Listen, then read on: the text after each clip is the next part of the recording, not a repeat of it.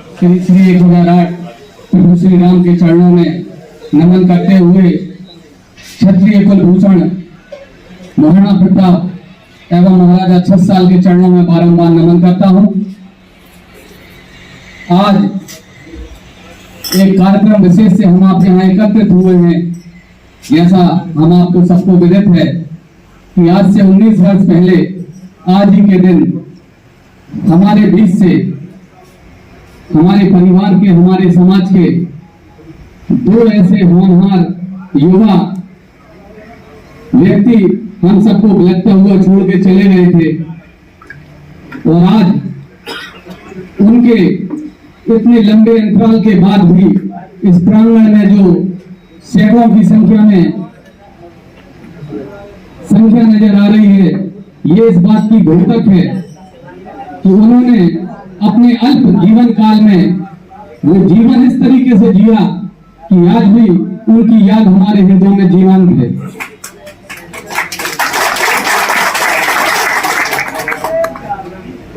हम अपने इतिहास पर नजर डालें, अपने महापुरुषों पर नजर डालें तो किसी की भी लंबी आयु नहीं रही है। महत्वपूर्ण ये नहीं है कि आपकी आयु कितनी लंबी है, महत्वपूर्ण ये है कि आपने अपना जीवन किस तरीके से व्यतीत किया है। शेर जो सिंह है, सबसे ताकतवर प्राणी माना जाता है जंगल में, उसकी अधिकतम आयु 12 वर्ष है। हमारे ग्रंथों में हमारे बुजुर्गों ने एक बात कही है कि अगर क्षत्रिय एक निश्चित समय के बाद जीता है तो उसके जीवन पे धिक्कार है।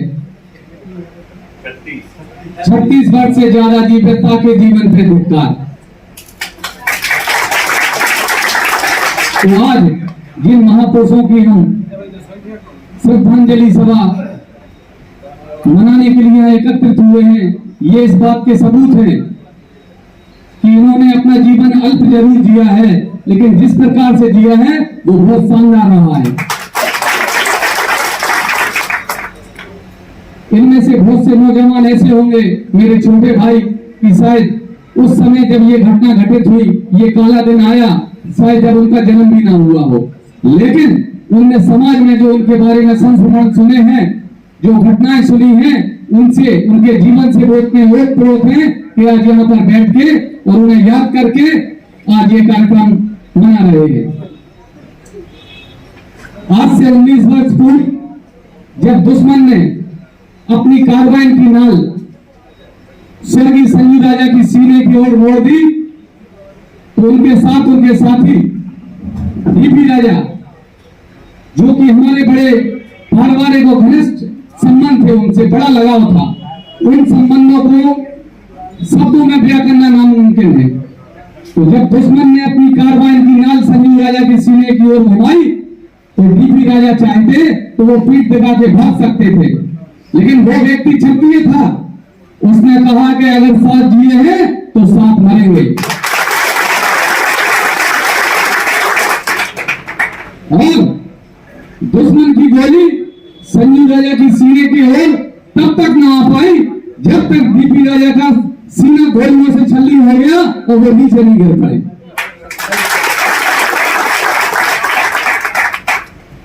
आज भी ये वृत्तांत सुनाते हुए मैं बहुत भावुक हो गया हूं,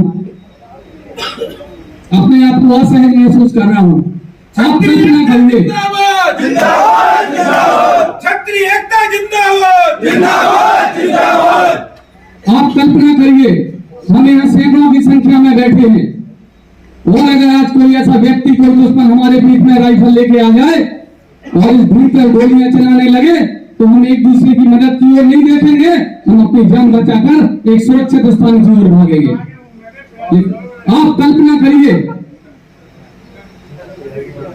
आप कल्पना करिए कि कार्बाइन की जब बस्ट खुला, कार्बाइन जो एक स्वचालित राइफल है जिसमें एक साथ कई गोलियां निकलती हैं, और उनकी ओर दुश्मन ने अपना बस्ट फायर खोला तो डीपी राजा ने सीना अपना आगे कर दिया। इससे बड़ा उदाहरण हमारे आपके लिए क्या हो सकता है।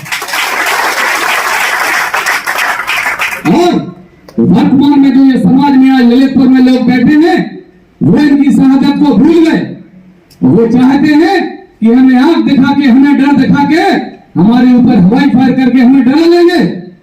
आज के दिन में उन्हें यह संदेश देना चाहता हूं कि ये जो महाराणा प्रताप हैं, इन्होंने घास की रोटियां खाना तो स्वीकार किया, लेकिन अकबर की दास्ता, अकबर का इनसे कोई बड़ा विशेष विरोध नहीं था। अगर ये झुक जाते तो अकबर इनका राज्य ने वापस करने को तैयार था, इनकी धन दौलत, इनका वैभव ऐश्वर्य हर चीज देने को तैयार था। लेकिन महाराणा ने कहा ऐसे जीवन को धिक्कार है जो दास्ता रूपी जीवन जिए। महाराणा मर सकता है लेकिन दास्ता स्वीकार नहीं कर सकता है। वो पुराने काल की बात है, ये सिर्फ 19 साल पुरानी बात है। उन्हीं महापुरुषों की प्रेरणा लेते हुए, उनको अपने जीवन में अंगीकार, अपनी आत्मा में आत्मसात करते हुए, इन दो महापुरुषों ने हमें वो मिसाल दी है कि इसका हम अपने आप में आत्मसात कर ले तो ये जो युवा पीढ़ी बैठी है, आने वाला इस ललितपुर जनपद का इतिहास हम बदल के दिखा देंगे।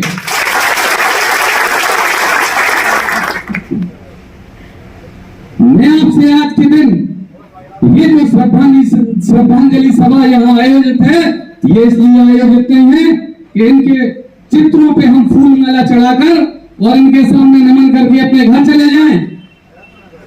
मैं आपसे आह्वान करना चाहता हूं, मैं आपसे अनुरोध करना चाहता हूं कि अगर आप ऐसे महापुरुषों को सच्ची श्रद्धांजलि देना चाहते हैं तो आज से अपने आप में कॉल करके जाएं, अपने आप में शपथ करके जाएं कि भले ही हमने आप में मतभेद हो, हमने आप में मनभेद ना हो, हमने आप में मतभेद होंगे। हमारे समाज में बुजुर्ग बैठे हैं, हम अपने मतभेद वहां बैठ के सुलझा लेंगे, हम अपने मतभेद आपस में सुलझा लेंगे। लेकिन अगर कोई दुश्मन हमारी तरफ आंख उठाते देखेगा तो हम उसकी आंख निकाल लेंगे। आप विश्वास करिए, ये जो लोग कहते हैं कि समय विपरीत है, लोकतंत्र है, जमाना बदल गया है, जिस ओर जवानी चलती है उस ओर जमाना चलता है। आप अपने हौसले बुलंद रखिए। आज भी इस प्रांगण में ऐसे बहुत उदाहरण हैं, ऐसे लोग बैठे हैं कि आज वो अपने मान सम्मान की लड़ाई लड़ रहे हैं, अपने क्षेत्र में, अपने गांव में शान से अपना जीवन जी रहे हैं। हम सिर्फ अपने तुच्छ स्वार्थ, बहुत तुच्छ स्वार्थ और अपनी धारणाएं छोड़ दें तो ऐसा अभी कुछ नहीं हुआ है। हमने आप में लड़ाई होगी, हमें मतभेद होंगे, हम अपने मतभेद सुलझा लेंगे। मैं आपसे छोटे भाइयों से भी मैं निवेदन कर रहा हूं, उससे भले ही चाहे वो छोटे हों, मैं उनसे निवेदन कर रहा हूं कि आप सिर्फ एक होइए, आप सिर्फ मुझे एकता दीजिए, मैं आपको आपका स्वाभिमान दूंगा। इस बात का उदाहरण हमारे सामने है, जैसा कि मुझसे पूर्व वक्ताओं ने कहा है कि उत्तर प्रदेश सरकार के मंत्री, उन्होंने सिर्फ अपनी हनक दिखाने के लिए, सिर्फ कि मैं मंत्री पुत्र हूं, मैं सर्वोच्च हूं, मुझसे बड़ा कोई नहीं है, शासन प्रशासन और क्षत्रिय मुझसे नीचे है, अपनी हनक दिखाने के लिए हवाई फायर किया। लेकिन उन्हें उनकी औकात समझ में आ गई, उनके खिलाफ मुकदमा दर्ज हुआ है और वो जनपद ललितपुर छोड़कर बाहर भाग गए हैं। हम क्षत्रिय थे, क्षत्रिय है, क्षत्रिय रहेंगे। हमने हिम्मत है, हमने हौसला है। हमने कहा था कि क्षमा करना क्षत्रियों का आभूषण है और अगर तुमसे गलती हुई हम तुम्हें क्षमा करेंगे, लेकिन क्षमा लेने के लिए भी साहस चाहिए पड़ता है। उनके पास साहस नहीं था, हमारे पास तो हिम्मत थी, लेकिन उनके पास साहस नहीं था कि वो क्षमा मांगे। आज उन्होंने सुनने में आया है कि समाचार पत्रों के माध्यम से कुछ कहा है कि जब मुकदमा दर्ज हो गया है तो फिर समझौता किस बात का। अरे मैं आपसे पूछना चाहता हूं मंत्री जी कि मुकदमा तो उसी दिन 3 घंटे बाद दर्ज हो गया था, फिर 3 दिन आपने ये पूरे में ये प्रभात फेरी लगाई है, इसका औचित्य क्या है? लेकिन अगर आपको मुकदमा दर्ज होने के बाद माफी नहीं मांगनी थी तो फिर 3 दिन समाज के सामने आपने ये नाटक क्यों किया? आपने 9 तारीख का समय क्यों रखा कि 9 तारीख को शाम के 5 बजे तक मेरा बेटा आके समाज से माफी मांगेगा?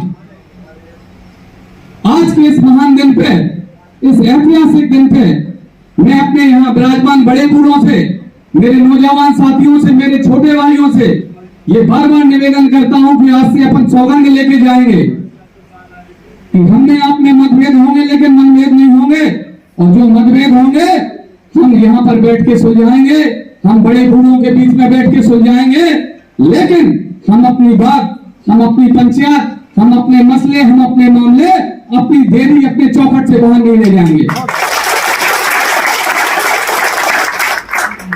हम सबसे ज्यादा कमजोर कहां होते हैं कि जब हमने आप में कोई विवाद होता है, कोई एक मामले पे हमारी विचारधारा मेल नहीं खाती है, तो हम जो हमारा दूसरा शत्रु है उसके पास जाके अपनी कमी बताते हैं। देखिए अपने पास रावण का इतना बड़ा उदाहरण है, अगर विभीषण ना होता तो रावण का अंत ना होता। हम में आप में निश्चित तौर पे हम में आप में कुछ विशिष्टता है, हमारे डीएनए में और दूसरों के डीएनए में कुछ भिन्नता है। खून भले ही सबका लाल होता है, लेकिन आप बताइए, आप जैसे ही जन्म लेते हैं, हम अपनी माँ की गोद से जैसे ही जन्म लेते हैं, हमने वहां कोई ना तो पुण्य कार्य किया है, ना कोई प्रयास किया है, ना कुछ कर्तव्य किया है, लेकिन हम जन्म लेते ही राजा कहलाने लगते हैं। हम जन्म लेते ही ठाकुर साहब कहलाने लगते हैं। एक अरबपति भी जन्म लेता है तो जन्म लेने के बाद वो करोड़े घसीटे या सीताराम या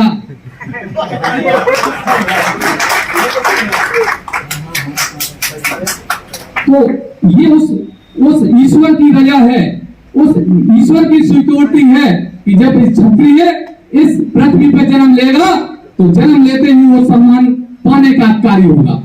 इसके बाद कर्तव्य होता है हमारा खुद का कि हम अपना जीवन कैसा जी रहे हैं। हम अपना जीवन ऐसा जिए कि एक मिसाल पेश करें, और हमें कहीं जाने की आवश्यकता है ही नहीं है। हमारा इतिहास भरा पड़ा है, और हम बात करते हैं क्षत्रियों की, तो क्षत्रियों की बात तो छोड़िए, आप सिर्फ क्षत्राणियों का इतिहास उठा के देख लीजिए। उन्हें पता है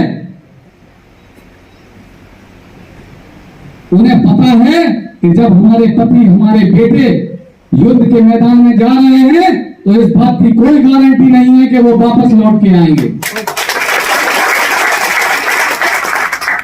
लेकिन वो कोने में जाके रोती नहीं है, वो कोने में जाके उन्हें ये नहीं समझाती है कि आपके बाद हमारा क्या होगा, हम जीवन कैसे जिएंगे, हमारा घर कैसे चलेगा।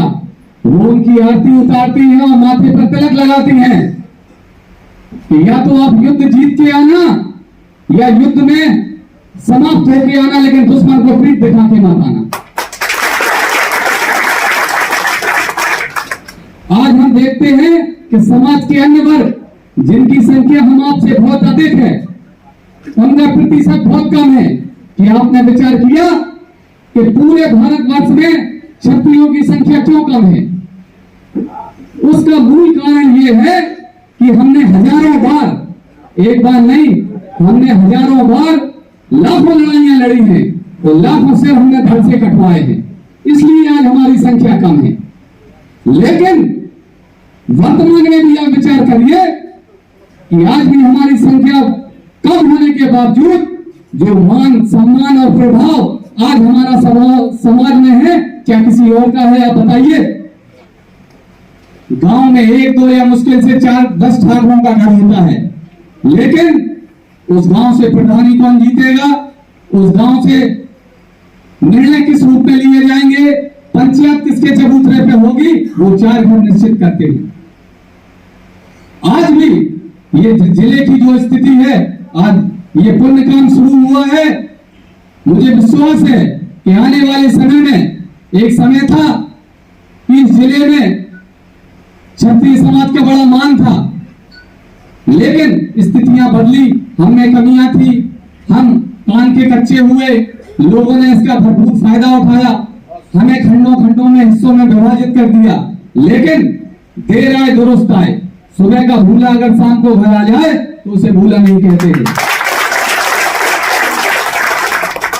आप विश्वास करिए, हमारा अगला कदम होगा कि हमारे समाज में जो विघटन है, जो दूरियां हैं, हम आप मिलकर, यहां सब लोग बैठे हैं, हम आप सब मिलकर प्रयास करेंगे, वो दूरियां दूर करेंगे। और जिस दिन वो दूरियां दूर हो जाएंगी, आप समझ सकते हैं इस जनपद का दृश्य क्या होगा। ठीक है, हम भीड़ नहीं है, एक भीड़ जहां से जाती है सारी भीड़ उसके सामने उनके पीछे कतार बना के चलती चली जाती है। आपने कहीं भी नहीं देखा होगा, पुरानी आपने कहावतें सुनी होगी। आज डिस्कवरी चैनल में आप देखिए, कभी जो शेर है वो झुंड में नहीं रहते हैं, वो अकेला रहते हैं, क्योंकि हमें नेतृत्व स्वीकार नहीं कर पाते हैं आसानी से। हम नेतृत्व स्वीकार करने में बड़ी कठिनाई महसूस करते हैं, लेकिन महान व्यक्ति वो है, समझदार व्यक्ति वो है जो समय काल परिस्थिति को देखते हुए अपनी रणनीति तय करे, अपनी योजना तय करे। महाराणा प्रताप जैसे वीर योद्धा जो घोड़े पर बैठ के अकबर जो हाथी पे बैठा रहता था और एक हाथी अपनी तलवार के एक वार से उस हाथी का सिर अलग कर देते थे और अपने भाले से उस घोड़े पे बैठे हुए सवार को गिरा देते थे। लेकिन जब वक्त आया तो उन्होंने छापामार युद्ध को अपनाया। जब वो कमजोर पड़ गए तो उन्होंने अपनी नीति तय की, विचारधारा नहीं बदली, उनने विचारधारा और ज्वाला तो उनके हृदय में वो ही रही, लेकिन उन्होंने अपनी रणनीति बदली और छोटे छोटे समूह को इकट्ठा करके, भील लोगों को, शहरिया लोगों को इकट्ठा करके जंगल में छापामार युद्ध किया। और उन्होंने वो घास की रोटी इसलिए नहीं खाई थी कि आज हम फलाने जी और ठिकाने जी के पास जाके सबूत मारे और अपने समाज की कमियां उन्हें सुनाए और चाटुकारिता करें। उन्होंने घास की रोटियां इसलिए खाई थी कि हमारी जो आने वाली पीढ़ियां हैं उनसे प्रेरणा ले और अपना सिर स्वाभिमान के साथ ऊंचा रखें।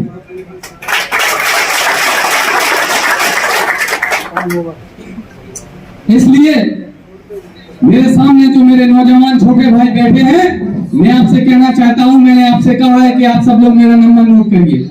मैं अपना मोबाइल कभी भी स्विच ऑफ नहीं करता हूं। मेरा आप नंबर लीजिए, आप लोग अपना नंबर मुझे दीजिए।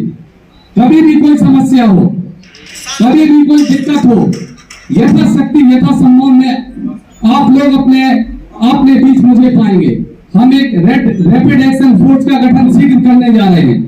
एक समूह का ऐसा गठन करने जा रहे हैं जो लोग जनपद में निवासरत हैं, ललितपुर शहर में जो लोग निवासरत हैं, ऐसे कम से कम 50 लोगों की टीम बनाई जाएगी। किसी पे भी कोई विपत्ति आती है, उसका एक ग्रुप बनेगा, उस ग्रुप पे वो व्यक्ति मैसेज कर देगा, अपनी लोकेशन डालेगा, अपना स्थान बताएगा। उन 50 लोगों में से अधिक संख्या में जितने लोग उस समय मौजूद होंगे, तत्काल उसके शहर के लिए वहां पहुंचेंगे। आप कहीं से कमजोर नहीं है, बात अर्थ की करते हैं। अर्थ क्या है?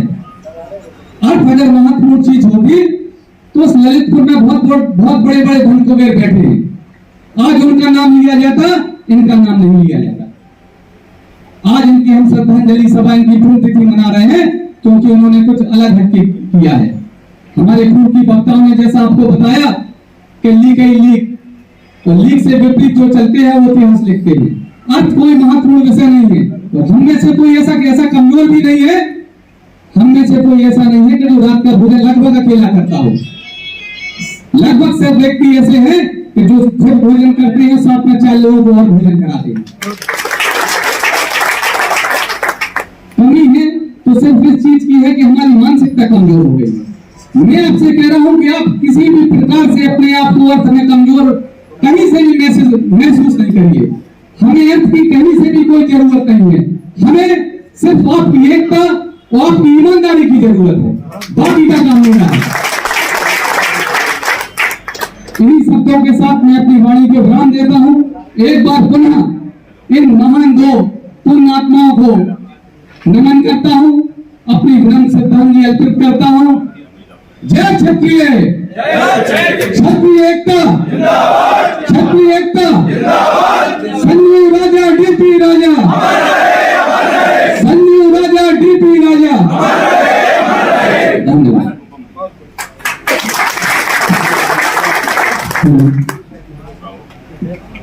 हम सब